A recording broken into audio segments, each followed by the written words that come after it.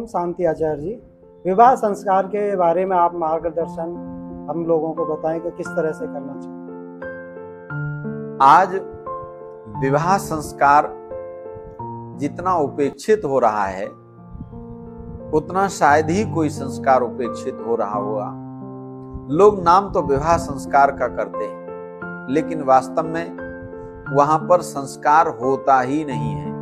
संस्कार का अर्थ होता है किसी को भी अच्छे से अच्छा बनाने की विधि करना, उसका नाम विवाह संस्कार है। आज विवाह संस्कार आप देखेंगे वहां पर लोग शराब पी करके, जूते पहन करके और न जाने क्या क्या करके वहां पर पहुंचते हैं, और रात्रि के अंधकार में जब सब लोगों को नींद आ रही होती है उस समय विवाह संस्कार कराया जाता है, जबकि कहीं पर भी ये विधान नहीं किसी शास्त्र में।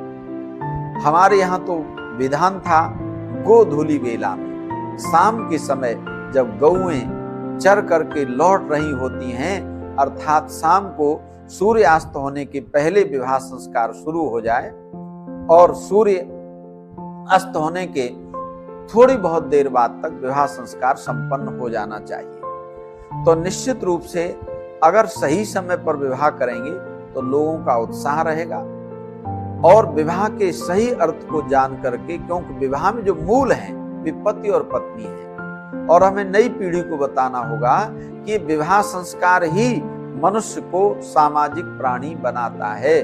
पशु और पक्षियों में विवाह की व्यवस्था नहीं है, वहां विवाह की व्यवस्था नहीं है तो परिणाम हमारे सामने है, वहां पर कोई किसी का संबंधी भी नहीं होता। बिना विवाह के भी मनुष्यों की भीड़ तो हो सकती है, लेकिन कोई भीड़ कभी समाज नहीं बन सकती। अमुक व्यक्ति मेरे पिता हैं, अमुक स्त्री मेरी माता है, चाची है, मामी है, मौसी है, नानी है। ये सामाजिक संरचना हमें केवल और केवल विवाह संस्कार से ही प्राप्त होती है।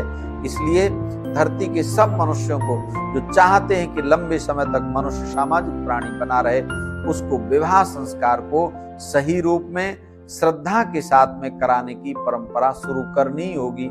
और मैं नई पीढ़ी का आह्वान करूंगा कि नई पीढ़ी के नौजवान, नवयुवतियां वो इस बात का अपने निर्णय लें। जैसे आजकल स्वयं वर और कन्या का चयन करने का निर्णय लेने लगे बच्चे, तो वे बच्चे निर्णय लें कि हम तो अपना विवाह संस्कार शाम के समय में सूर्यास्त होने से पहले पहले संपन्न कराएंगे, और बिना दहेज के, बिना किसी दिखावे के असली जो विवाह संस्कार है उसको संपन्न करेंगे, तो निश्चित रूप से नई पीढ़ी में बदलाव होगा और फिर बड़े लोगों का आशीर्वाद और ज्यादा उनको प्राप्त होगा।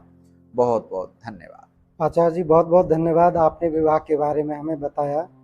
हमें भी बहुत ये जानकर बड़ी खुशी हो रही है कि हमें विवाह संस्कार किस तरह से करना चाहिए। धन्यवाद।